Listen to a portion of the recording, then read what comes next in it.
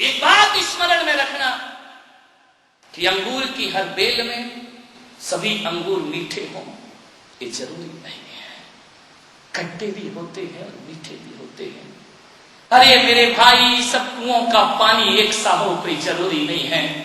कहीं खारा पानी भी होता है और कहीं मीठा पानी भी होता है। हर नल का पानी एक सा हो कोई जरूरी नहीं है। और परिवार में रहने वाले हर सदस्य का स्वभाव एक सा हो ये भी कोई जरूरी नहीं हुआ करता है।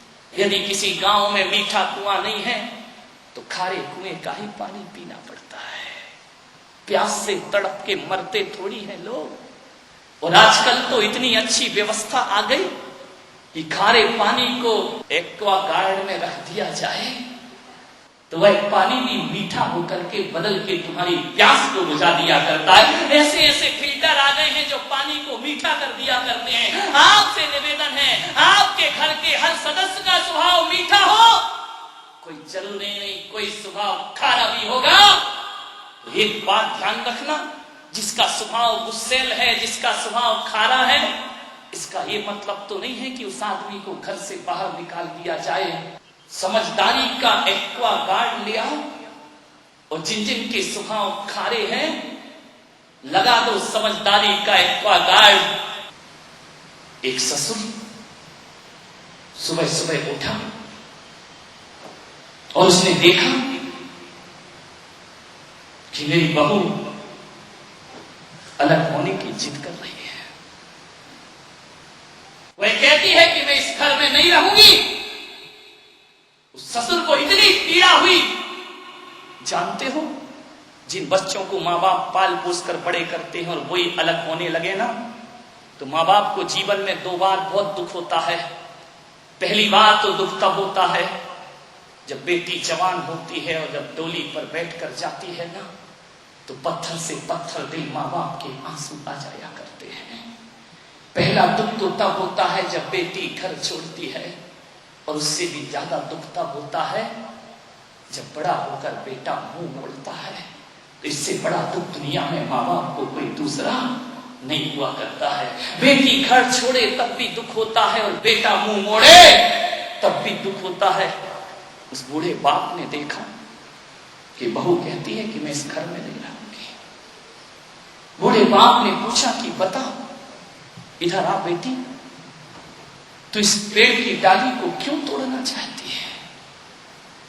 कुछ नहीं बोली। अच्छे घर की थी लेकिन थोड़ी सी मर्यादित थी। उसे ससुर को जवाब देना उचित नहीं समझा। ननद ने कहा कि पिताजी, भाभी इसलिए घर छोड़कर जा रही है कि हमारे पास कार नहीं है, हमारे पास अच्छा मकान तो है लेकिन जा क्यों रही है कि इसमें अच्छा रंग रोगन नहीं है, अच्छे पर्दे नहीं डले हैं, इस घर में अच्छी डाइनिंग टेबल नहीं है, इसलिए ये भाभी अपना घर छोड़कर जा रही है। ससुर ने बेटे को आवाज दी कि बेटा इधर आ, देख तेरी मां के सोने के गहने रखे हैं, जा बेटा इन गहनों को बेच दे और बहू के लिए कार, इस घर के अच्छे रंग रोगन और अच्छे पर्दे और टेबल लेकर के आ जा। उस बेटे ने कहा कि पिताजी, मां के गहने बेच दूं? तो जानते उस बूढ़े बाप ने क्या कहा कि बेटा, गहने रख करके घर बिखरता है तो गहनों का कोई मूल्य नहीं हुआ करता है, और गहना बेचकर भी घर बच जाए तो मैं उसे बचाने के लिए तैयार रहा करता हूं। अरे मुझे गहने नहीं चाहिए, ये सोने चांदी नहीं चाहिए, मुझे तो मेरे घर का प्यार चाहिए। प्यार बचा के रखा जाए। जिस घर में ऐसे समझदार बुजुर्ग होते हैं वो घर कभी बिखरता नहीं। बहू ने सुना कि जैसे ही ससुर जी ने कहा कि गहने बेच करके भी घर बसे तो मैं उसके लिए तैयार हूं, मैं बड़ी से बड़ी कुर्बानी करने के लिए तैयार हूं। बेटी, मैं तुझे बहू नहीं बेटी मानता हूं।